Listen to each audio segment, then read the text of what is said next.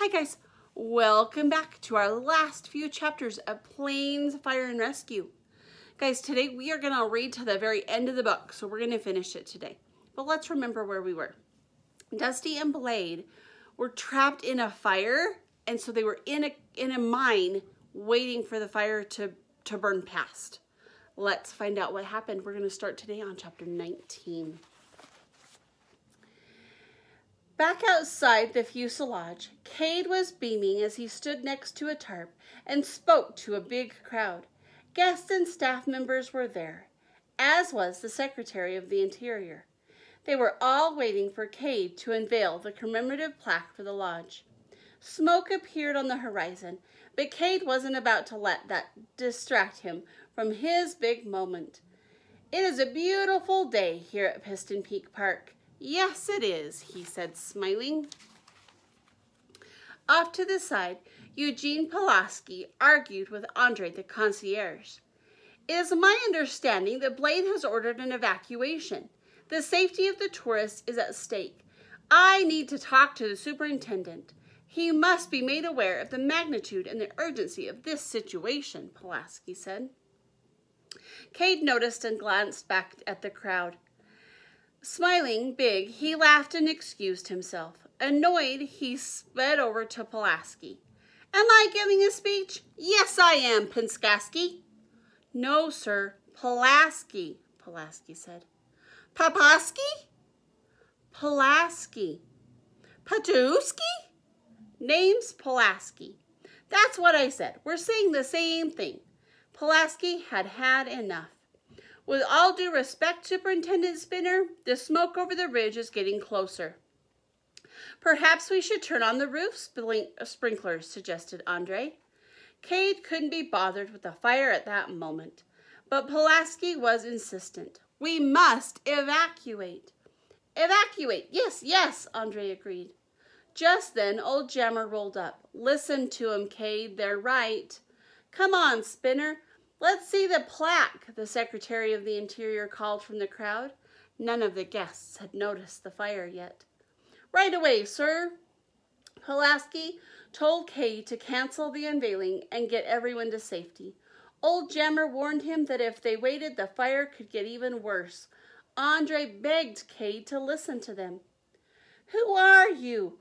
You're a glorified bellboy," Cade said to Andre. He looked disgustingly at Pulaski. "You're an overpriced sprinkler, and he stuttered at old Jammer. "You're old and have a dumb hat on." Cade sounded like a child having a temper tantrum. "Who am I? I'm the superintendent, and today is about me and my lodge." He turned back to the crowd to continue with his unveiling. "And now is the moment I've been waiting for," he said, and dramatically pulled away the tarp to reveal a shiny brass plaque with his own grinning face, with the lodge behind him in the background. Suddenly, a car in the crowd screamed, "Ah!" "Now that's rude," Cade said, offended. The screaming car shouted, "Fire!" Everyone turned to see that the nearby mountain was covered in flames. Panic set in and everyone scrambled in multiple directions. It was absolute chaos. Inside the lodge, Andre rushed up and down the halls, telling everyone to evacuate. Vehicles headed toward the exits and piled onto the train. Old Jammer and the Secretary of the Interior helped usher everyone out. "This is a mandatory evacuation," said old Jammer calmly. "Keep moving," said the Secretary, "slowly but surely." Cade tried to reassure his guests. "No need to panic," he said. "It's just a small fire. At least, come back again. See you next year." Outside, Engine Pulaski guided the planes on the tarmac. "Remember to avoid the smoke and stay above the canyon walls," he called to the planes as they took off. "All right. Next, please." An old lady plane rolled up, preparing to take off. She spun her prop and suddenly, whoosh, a fancy jet pulled right in front of her. "Out of my way, tail dragger," the jet said rudely. Pulaski pushed in front of the fancy jet. "Hold on, big felly." No cutsies. I don't want to upset my buddy here, he said. Pulaski's assistant, Rake, strung an angry gaze and snapped down on his fire shield. The jet shrinked off, terrified. All right, ma'am, you're cleared for takeoff, Pulaski said to the old lady.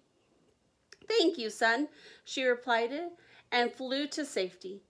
Inside the lodge, once the train was full, it closed its doors. Andre asked the remaining guests to head to the main road exit. The train whistled as it chugged off, pulling away from the station. Back at the mine, the fire had finally passed.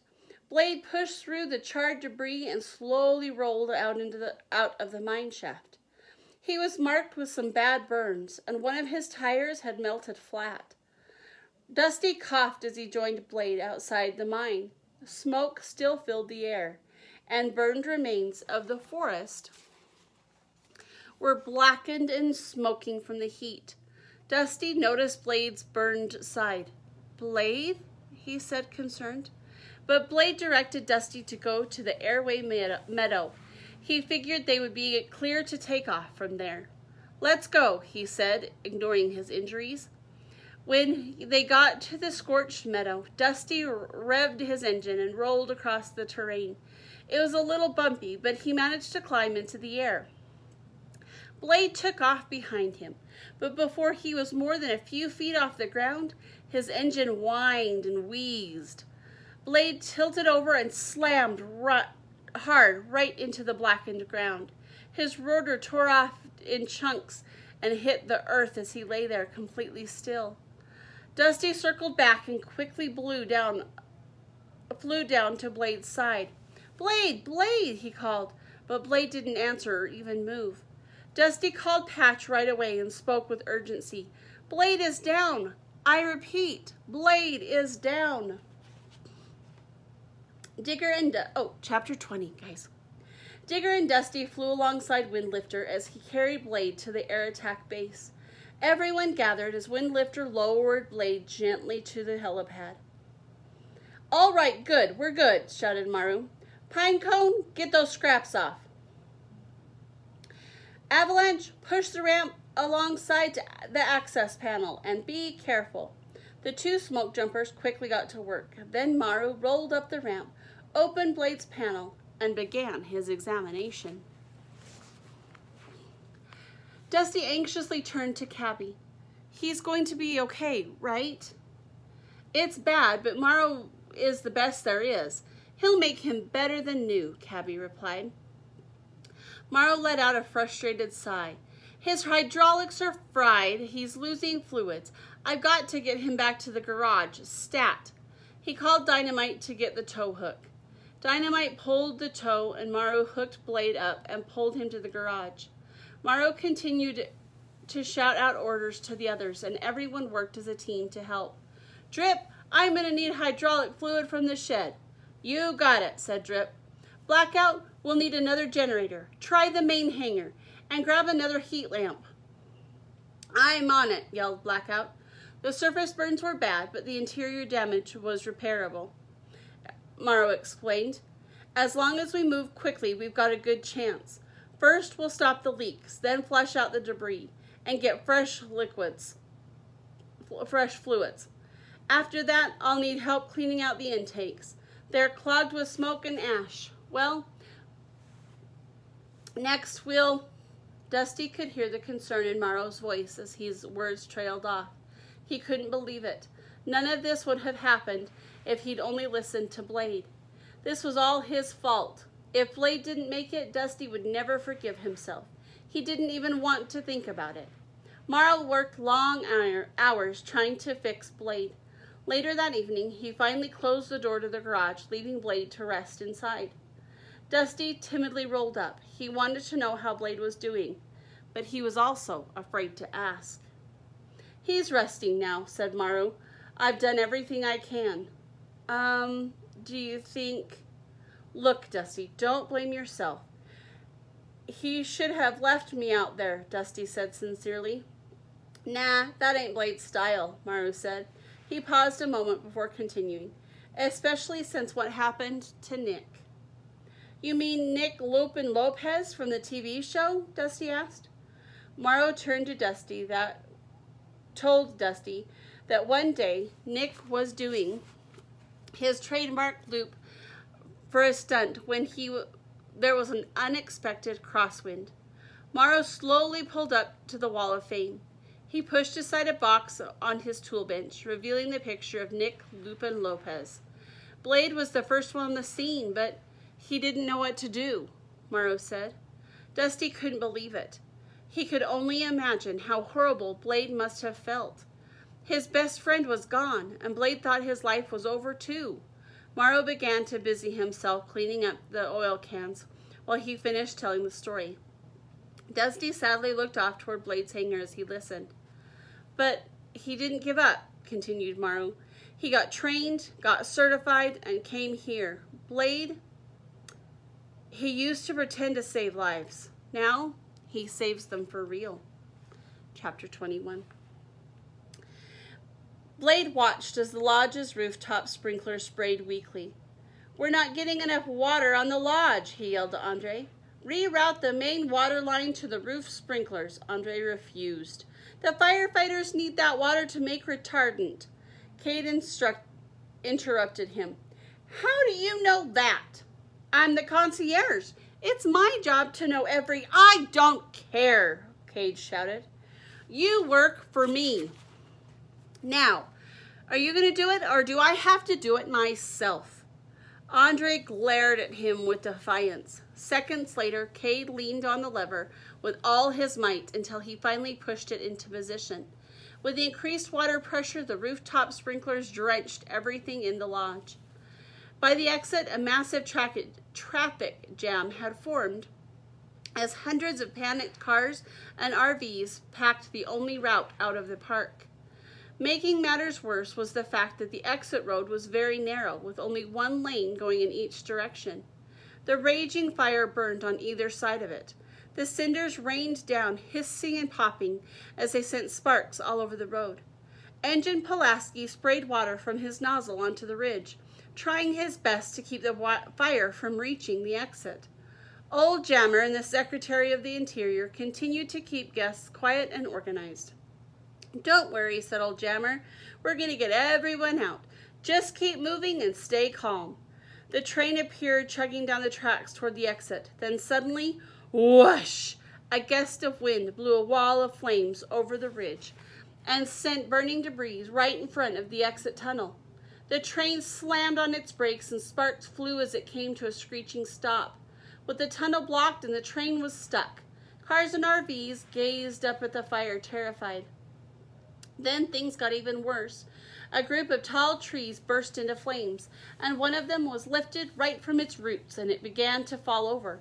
The giant flaming pine tumbled down the ridge, bringing an avalanche of fire and rock with it. Pulaski looked up to see Old Jammer and the Secretary of the Interior directly underneath in the path of the avalanche. Watch out, he yelled, pushing them out of the way. Smash! The trees and debris crashed into Engine Pulaski, breaking his nozzle. The Secretary and Old Jammer had escaped unharmed, but the nozzle on Pulaski's pump was broken. He could no longer fight the fire. We're going to have to find another way out, said the Secretary. That's the problem, Mr. Secretary, said Old Jammer with gravity. There is no other way out. Back at the air attack base, the emergency siren blared. Wildfire jumped the main exit road, and now it's blocked, said Patch over the PA. I know it's after sunset, but you're in command, Dipper said, looking at Windlifter. It's your call. Windlifter looked up at the sky and then glanced at Dipper. Maru shouted, There's not much time. If you're going to go, you better go now. And we'll need every plane we've got, said Dusty. Load up, Windlifter said. Everyone quickly prepared to go out and fight the terrible fire. Maru hooked up the hoses and they puffed to life as they inflated with retardant. The smoke jumpers loaded into cabby. We'll have you out of here in 60 seconds. Whoosh! Mara was unable to complete his sentence as he heard a loud sound of whooshing air and watched as the hoses sadly deflated. He twisted the valve on the main pipe and squeezed the trigger on the tank's filling hose, but nothing came out. He checked the gauge on the main tank. "There's no water pressure," Morrow said, annoyed. Without water, he couldn't fill the team's tanks with retardant. "Main line must have burst again," Cabby said. "Hey, Pat," shouted Dipper. "What's the lake look like?" "Negative, no visibility, blocked in by the fire and smoke," Patch replied. The team looked at each other. What could they do? "All we have left is what's in our tanks. Let's make it count," said Windlifter. Then he lifted off. Everyone rolled toward the runway and took off, heading toward the main exit road. As the team soared over the burning landscape, Dusty glanced at his torque gauge. Below, Deere tractors stampeded away from the flames as the fire continued to rip through the forest. "We're headed straight into the fire," Dusty said, concerned. "Aren't we going to fly around it?" "The fastest way to the main road is through the fire," shouted Dipper. "Brace yourselves," Windlifter said as he led them through the smoke. Roaring winds rushed by them, and glowing embers of gray ash flew into the air. The smoke blurred Dusty's vision, and he had trouble seeing where he was going. Once they flew out of the smoke and made it to the other side, into the valley, they got a good look at the blazing forest. Scattered blackened trees stood along, some that were still flaming like gigantic torches. The forest floor was speckled with smoking bare spots, and shrubs that were burnt to a crisp. Then they flew past the lodge and noticed the sprinklers dousing the roof. Cade stood nearby looking at them as they flew overhead. Back at the main exit road, old Jammer was still working hard to keep the crowd calm. "Don't panic. Everybody will be all right," he said. The train, now surrounded by flames, blew his whistle, begging for help. The passengers looked out the window in fear as they watched the flames rise around them. Finally, the team approached, buzzing above the hopeful cars and RVs below. Windlifter swooped in and dropped his retardant right on target, extinguishing some of the flames. White smoke filled the air as Dipper dropped her retardant right on target. The train blew his whistle again while flames burned both in front and behind it. Dusty glided in and aimed to drop his fire retardant on the train. He dropped right on target. The cars in the RV on the ground cheered and the fire was out. "All right," said Dynamite, "let's clear this road." The smoke jumpers landed and cleared the fallen trees and debris, and soon traffic began to move again. Patch's voice came over the radio. "Windlifter, do you copy?" "Go ahead, Patch," said Windlifter. "We've got 2 old RVs trapped in Argonne Canyon," Patch reported. Dusty flew up alongside Windlifter. "That's Harvey and Winnie," he said. "They were looking for where they had their first kiss." "Argonne Canyon, that's the other side of the park," said Windlifter. Dusty had to help them. He told Windlifter he wanted to go. He knew he could get there faster than anyone else. "The canyon will be engulfed in flames, and you have no retardant," Windlifter said. "I'll scoop off the river. There's this clear stretch of water." Windlifter looked at Dusty, concerned. "Windlifter," Dusty pleaded, "I can do it." "Go," Windlifter said. He watched with concern as Dusty gunned his engines and peeled off back into the smoke. Chapter 22. Dusty tore through the forest as fast as he could. His engine screamed. He looked down at his torque gauge, rising from the green zone and into the yellow. He accelerated. He knew he had to get to Winnie and Harvey quickly and have any chance of saving them. When he reached the 2 old RVs, they were huddled together in the middle of the burning bridge, terrified. They screamed for help as the flames burned on either side, rapidly getting closer and closer to them. Dusty assessed the situation. He knew he'd have to extinguish one side of the bridge so that Winnie and Harvey could drive off safely. Dusty zoomed down into the canyon and toward the rapids. The fire surrounded him as he flew lower and lower, but he continued. He needed to scoop water into his tanks, and he wouldn't be able to extinguish the fire. He tried to touch down in the rapids, but the rock outcropping blocked his way. He dodged the rocks and tried again, but it wasn't working. He steadied himself up to gear up for another try, and an army of enormous blazing pine trees began to fall right in front of him, as if they were attacking. He rolled left and then right and then left again, avoiding the massive timbers. 2 flaming pines fell and spiked down into the ground. Dusty breezed through them as if they were a racing gate. Dusty was ready to make another attempt at scooping when an avalanche of car-sized boulders tumbled down the hillside. He tried to avoid them, but one of the giant boulders bounced and whacked him on the side. "Ah!" he screamed. After several more quick maneuvers, he managed to get past the avalanche into the other side. Dusty could hear Winnie and Harvey screaming in the distance. He was running out of time, and he had to act fast. He approached Whitewall Falls and rolled, weaving through the falling trees and rocks that continued to fall around him. Over on the burning bridge, Winnie and Harvey cuddled close, fearing for their lives. The bridge was mere seconds from collapsing, when they were about to slip and fall down into the deep canyon, when Blade's rotors made a thudding sound as he appeared through the smoke. He lowered his hoist and hooked Harvey, straining to keep the couple from falling off the bridge. Dusty looked down at the water. He knew it was impossible to make a scoop, but he eyed the falls and had an idea. Determined, he raced toward the falls. His warning light started to flash, and his torque gauge climbed into the red.